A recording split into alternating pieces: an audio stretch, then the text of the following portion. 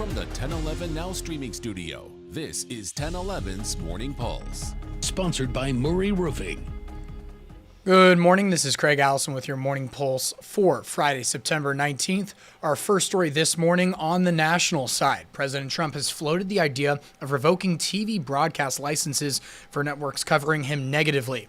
His comments came a day after ABC's indefinite suspension of Jimmy Kimmel. ABC suspended Kimmel's show over a monologue comment about the suspect in Charlie Kirk's assassination. Last night, late-night talk show hosts, including Jimmy Fallon, Stephen Colbert, and Jon Stewart, all came to the defense of Kimmel, firing back at the FCC and the president. Second story in our crime tracker, 34-year-old Jacob Smith, a former family medicine doctor with CHI Health in Lincoln, has pled guilty to child porn charges. After numerous files were found on his electronics, Smith pleaded guilty to distribution of child porn and possession of child porn. Specific details of this case have been sealed, but we do know he talked to an undercover agent saying he wanted to sexually assault a 1- and 3-year-old and has also shared child porn with the agent. Prosecutors say even though he worked with children as a doctor, no evidence shows he abused anyone.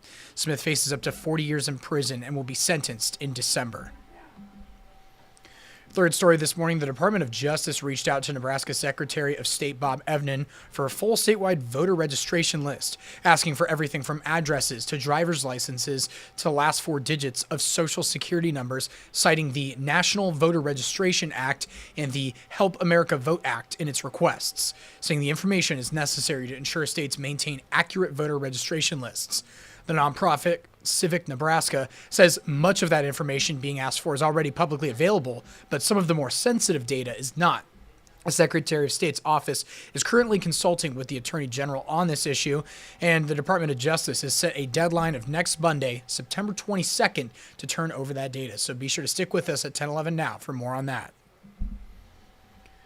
Your fourth story from our sister station in Omaha. Experts say Nebraska is losing out on millions of dollars because of overdose deaths going unreported.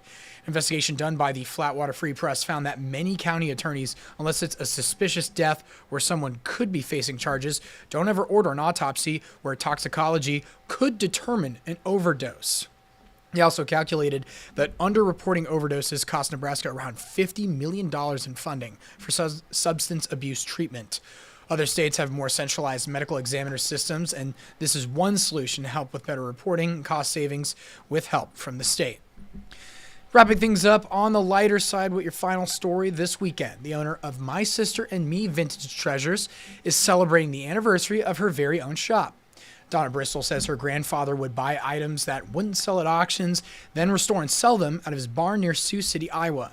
It's where she and her 7 sisters would pick out items they fell in love with, and this same passion has pushed her to sell antiques for the past 18 years. Today and tomorrow, the shop is hosting an event along the strip of the business happening on North Cotner Boulevard from 11 a.m. to 2 p.m. today, and from 9 a.m. to noon on Saturdays. Be sure to check that out. And that is your Morning Pulse for this Friday morning. And we'll wrap things up with a look at your 7-day forecast. It was calm this morning, but rain chances picking up later.